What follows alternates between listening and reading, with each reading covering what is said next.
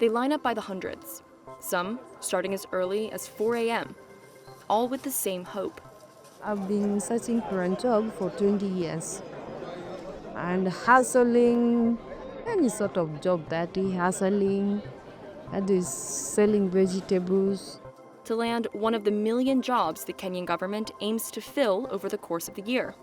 It's one of the country's most ambitious employment initiatives ever. But the jobs aren't in Kenya. I've applied for a security job in Saudi Arabia, so I've been offered that chance to be there. So I'm grateful. At this recruitment fair, in the south central town of Machakos, job seekers are interviewed by private recruiting agencies. They represent employers in wealthy European, Middle Eastern, and other countries. And officials hope young Kenyans can gain skills and income that will boost their domestic economy. You will get a letter, a government letter. Everybody says when you come out, life will be good. I don't know the place, I don't know where, but because it is outside, I am going. The logic of turning to overseas employment is simple. About 1 million Kenyans enter the workforce each year. Only a fifth find formal jobs. And by 2050, Africa will be the only region in the world with a falling ratio of dependents to working-age people, according to UN projections.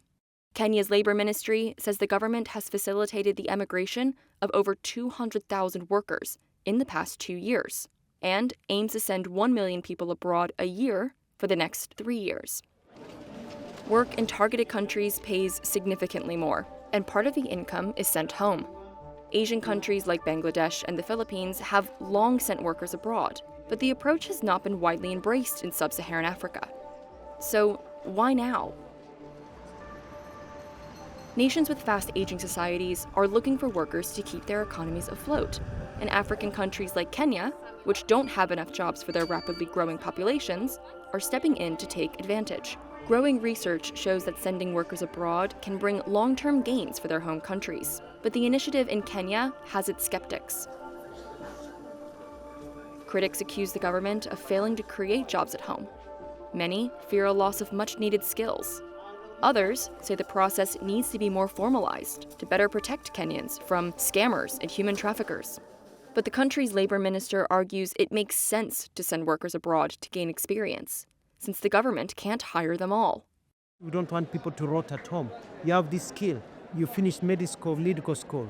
You've done your internships. You've done everything you need to do. And you're 4 years at home without teaching anybody.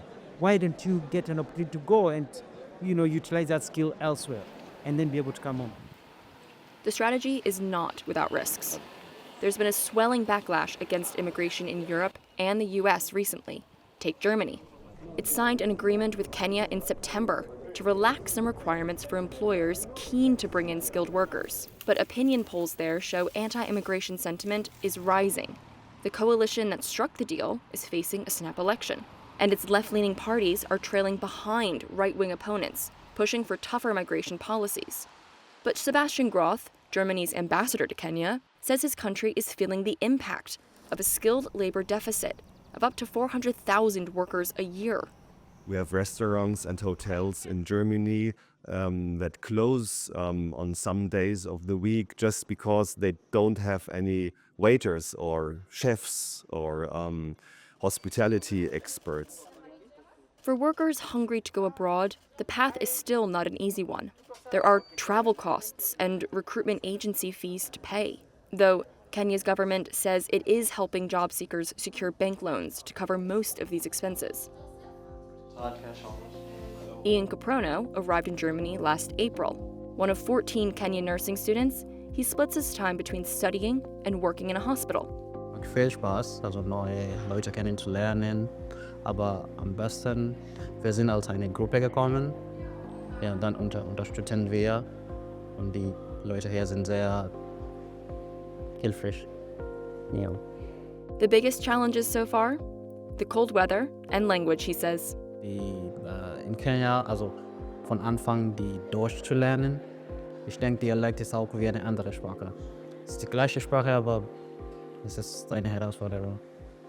Aber mit Zeit, es geht.